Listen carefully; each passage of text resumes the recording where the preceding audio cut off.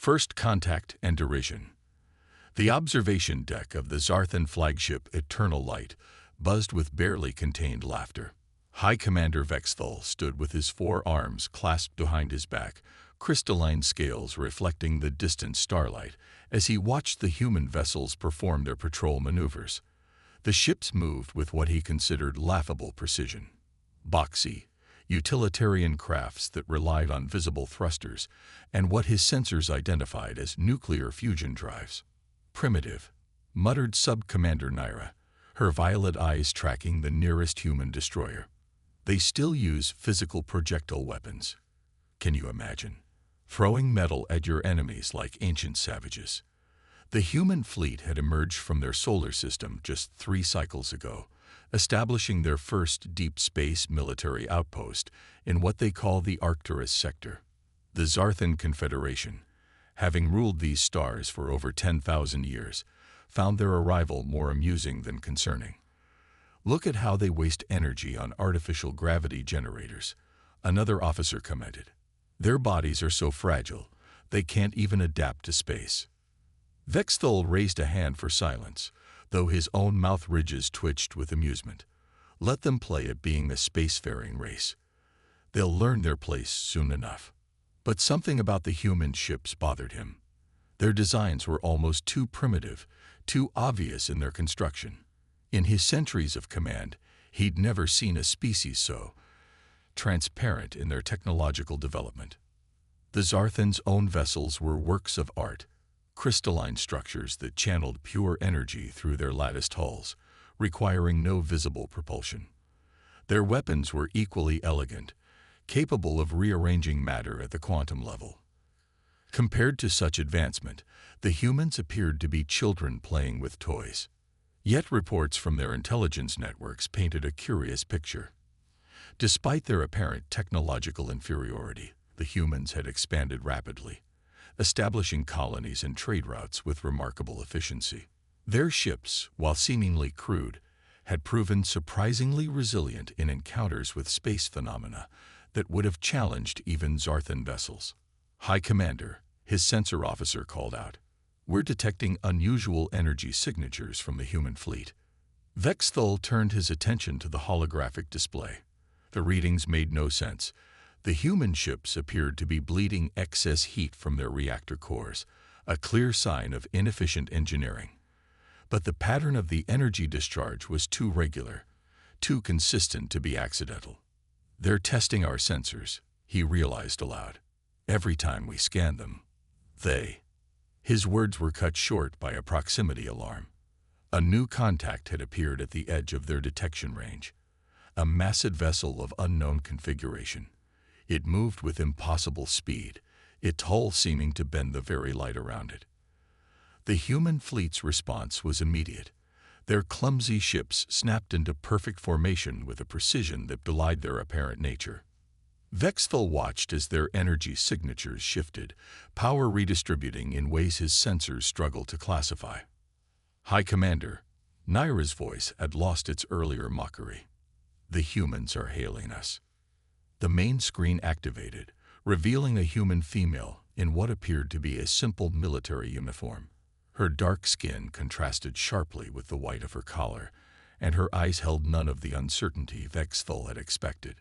"Zarthan vessel, this is Captain Sarah Chen of the Earth Defense Force. We've been tracking this entity for the past month. I suggest you power up your weapons and prepare for combat. What you're about to witness will change your understanding of humanity, and perhaps save both our species." Vexthal felt his scales ripple with unease. The human's primitive facade was cracking, revealing something far more interesting beneath. As he watched, their simple nuclear drives began emitting energy patterns that his most advanced sensors couldn't decode. They had all been so busy laughing at human technology that they'd failed to ask the most important question. What if appearing primitive was exactly what humanity had intended? The unknown vessel drew closer, and Vexthal realized with growing apprehension that the next few hours would either confirm his species' superiority or force them to radically reassess their place in the galaxy. Either way, he suspected the laughter on his observation deck had ended for good. The challenge, The unknown vessel cast no shadow. That was the first detail that made High Commander Vexthal's scales tingle with primordial fear. It moved like liquid darkness against the star field, its surface rippling with patterns that hurt his eyes when he tried to focus on them. Multiple energy signatures detected, his sensor officer reported, voice trembling. They're unlike anything in our database, sir. The Zarthan flagship's advanced quantum sensors, capable of analyzing the most sophisticated technology in known space, returned nothing but confused gibberish. Beside them, the human fleet maintained their formation, their supposedly primitive ships moving with the coordination of a single organism. Captain Chen's voice came through again, calm and measured. Zarthan Command, we're tracking 7-dimensional rifts forming around the entity. Suggest you adjust your shields to frequency band Theta 93. Your standard configurations won't hold against what's coming. Vexthal bristled at taking advice from a species his people considered barely spaceworthy. But before he could respond, the entity attacked. It was like watching space itself tear apart. Beams of impossible darkness lanced out from the vessel, passing through the Zarthan's most powerful shields as if they weren't there. 3 Zarthan cruisers vanished instantly, their crystalline structures dissolving into clouds of subatomic particles. Impossible. Sub-Commander Nira screamed. Our shields are the most advanced in known space. All vessels, full retreat. Vexthal ordered, his pride crumbling in the face of extinction. But as his fleet turned to flee, he watched in astonishment as the human ships advanced. The primitive nuclear drives of the Earth vessels suddenly transformed.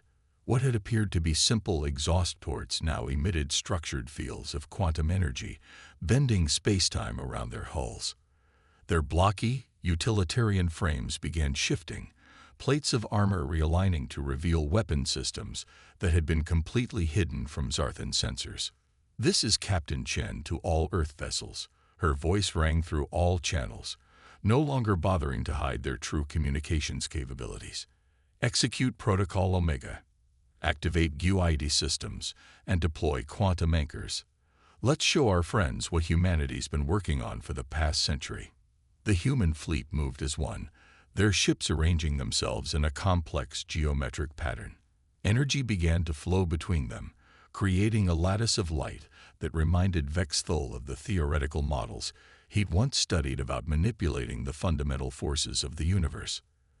That's when he understood. The humans hadn't been building a fleet. They'd been building components of a single vast weapon, disguised as individual ships. Sir, his science officer called out, the humans are generating a controlled collapse of local spacetime. They're creating a contained universe with its own physical laws. The entity launched another attack, but this time the beams of darkness met resistance. The human fleet's energy lattice caught them, channeling their power through the network of ships. At the center of their formation, something impossible was taking shape, a sphere of pure possibility, where the laws of physics themselves bent to human will. Zarthan Command. Chen's voice had taken on an edge of strain. We can hold it, but we need your help. Your crystalline tech, it can resonate with our quantum matrix. But you need to trust us. We need you to drop your shields completely and route all power to your hull harmonics. Vexthal stared at the tactical display, watching as the entity prepared for another attack. His entire military doctrine, his species' technological superiority, everything he believed about humanity's place in the galaxy, it had all been based on assumptions and arrogance. And now he had to make a choice. Cling to that arrogance and watch his fleet be destroyed, or take a leap of faith and trust these humans who had hidden their true nature so carefully. The entity's hull began to ripple again, preparing for what looked like its most powerful attack yet. Time was running out. Sir, Nira whispered, what are your orders? Vexthal straightened his spine, all 4 arms moving to the command interface. Sometimes, he realized, true advancement meant admitting you weren't as advanced as you thought. All vessels, he commanded, drop shields and route power to hull harmonics. Prepare to synchronize with the human fleet on my mark. He opened a channel to Captain Chen's ship. "Captain, the Zarthan Confederation stands ready to assist.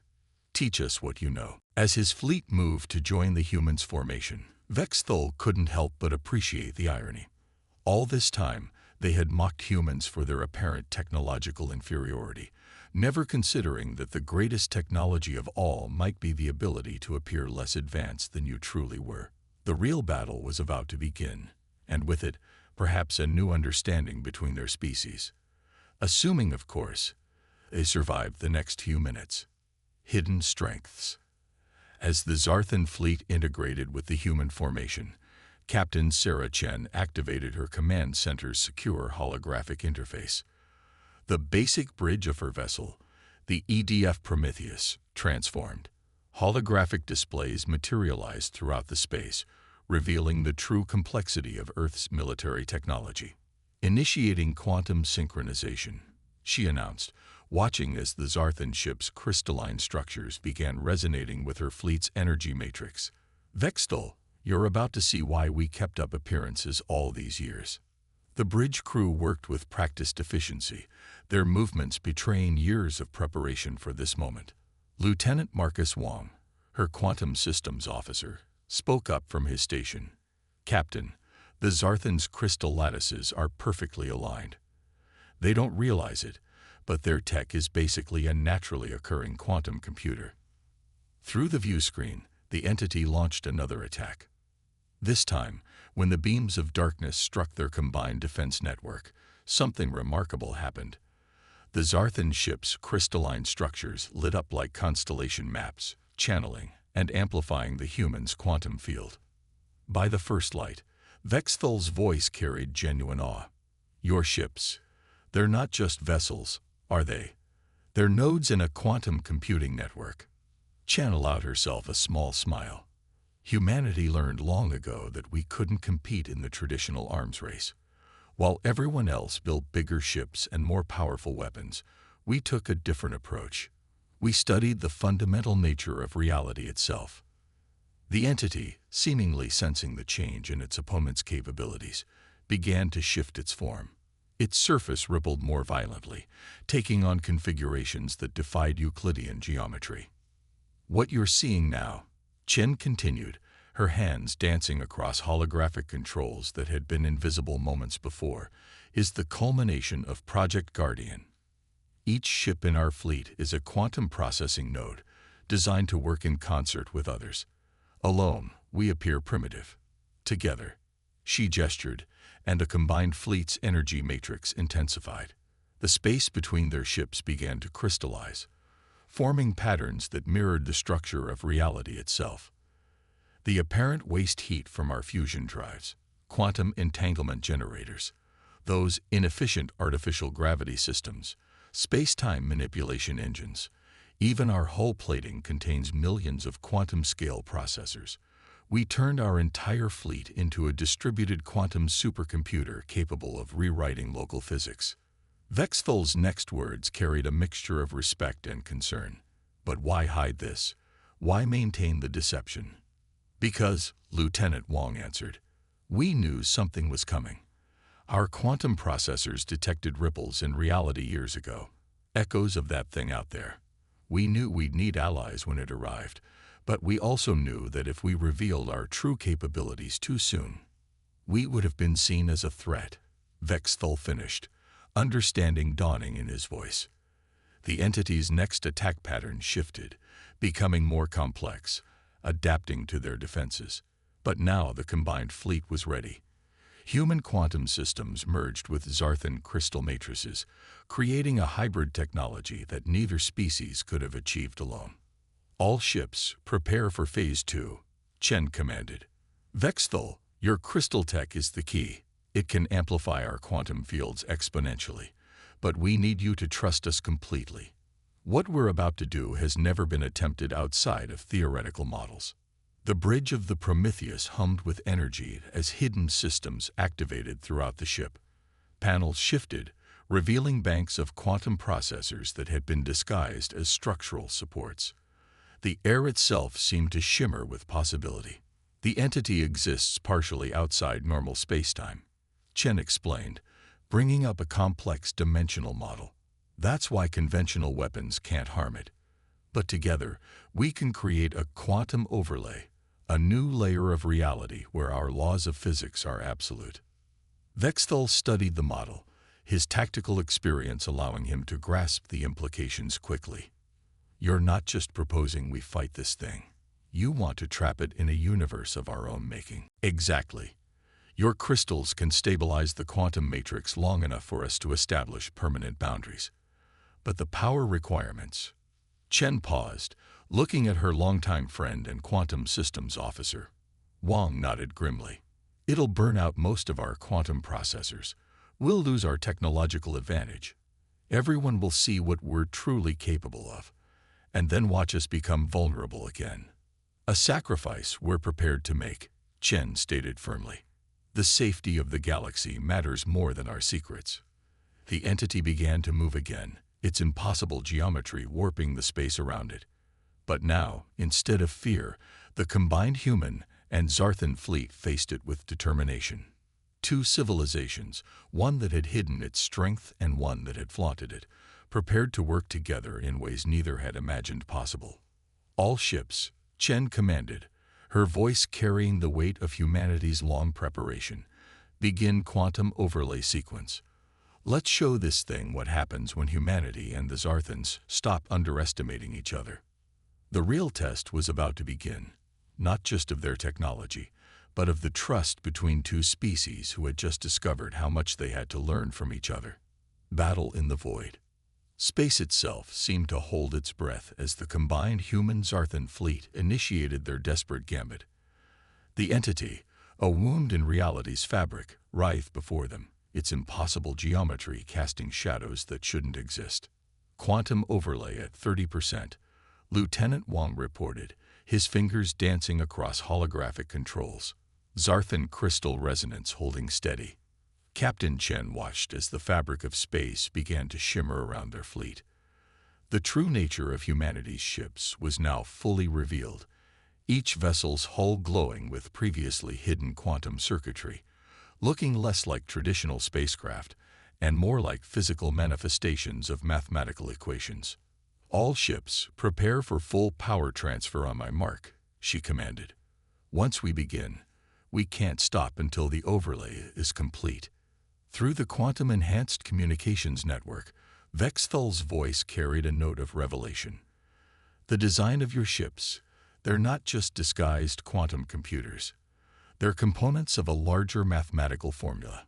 Correct, Chen confirmed. Each ship's position forms part of a vast equation. We're not just creating a trap. We're solving a universal theorem with our fleet. The entity seemed to sense their intentions. Its surface erupted with tendrils of dark energy that reached across space like hungry fingers. Where they touched, reality itself began to unravel. Incoming dimensional breach. Wang shouted. Multiple points of contact. Zarthan fleet, execute maneuver Delta 7, Vexthal commanded. His ships responded instantly, their crystalline structures refracting the entity's attacks through a complex network of quantum-enhanced fields. Chen watched in appreciation as the Zarthans demonstrated why they had been a dominant force in the galaxy, what their technology lacked in sophistication compared to humanity's hidden advances. It made up for in elegant efficiency. Quantum overlay at 60%, Wang updated. But the entity's attacks are increasing in complexity. It's learning, adapting to our pattern. Warning alerts flashed across the Prometheus's bridge as the entity launched a new form of assault. Instead of attacking their ships directly, it began targeting the space between them, attempting to disrupt the quantum formula they were creating. It understands what we're trying to do, Chen realized. All ships, initiate Protocol Omega Black. Authorization, Chen 770. Throughout the human fleet, hidden compartments opened in each ship's hull, revealing devices that had never been used outside of theoretical testing. The primitive nuclear reactors that had amused the Zarthans transformed, revealing their true nature as quantum vacuum manipulation engines. By the first light, Vexthal breathed. Those aren't engines at all. They're reality anchors. Humanity learned early that the best way to hide advanced technology was inside something that looked obsolete, Chen explained. Every primitive system on our ships serves a dual purpose. Those bulky radiators, quantum entanglement arrays, the oversized crew quarters, spatial manipulation chambers. The entity's attacks intensified, but now the combined fleet was ready. Human quantum technology merged with Zarthan crystal matrices in ways neither species had imagined possible. Where the dark tendrils struck, they met structured fields of possibility that turned their own power against them. Quantum overlay at 85%, Wang reported. But our processors are reaching critical levels. We'll burn out the entire network if we push much harder. Chen nodded grimly. As expected, Vexthul, prepare your fleet for crystal resonance at maximum power. When I give the signal, channel everything you have into the overlay matrix. The backlash could destroy half our ships, Vexthul warned, though his tone carried no hesitation. Better than losing the entire galaxy, Chen responded. All hands, prepare for final sequence. This is what we've trained for. The entity, perhaps sensing its time was running out, launched its most devastating attack yet. Reality itself began to tear around the fleet as it attempted to destroy the quantum overlay before it could be completed. Now, Chen commanded, all ships, maximum power. Execute final sequence. The human fleet's hidden quantum processors pushed beyond their limits, circuits burning out as they channeled unprecedented levels of power. The Zarthan ship's crystal matrices glowed with blinding intensity, their natural quantum properties amplifying the overlay field to impossible levels. Space itself began to crystallize around the entity, the combined power of two civilizations rewriting the laws of physics within a carefully defined bubble of reality. The entity thrashed, its impossible geometry colliding with the new universal constants being imposed upon it. Quantum overlay at 95%, Wang called out, his voice strained. Primary processors failing. Switching to backups. Overlay holding at 97%. The entity made one final attempt to break free, its form shifting through dimensions that human minds couldn't comprehend. But the trap was nearly complete, the combined fleet's grand equation reaching its solution. All ships, Chen commanded, her voice carrying the weight of humanity's long preparation for this moment, prepare for final quantum lock. Whatever happens next, it's been an honor serving with all of you. The space around them began to glow with an impossible light as the quantum overlay reached completion. The entity's fate and the future relationship between humanity and the Zarthans would be decided in the next few moments. Respect earned. The quantum overlay crystallized into perfect completion, transforming a sphere of space 20,000 kilometers in diameter into something entirely new.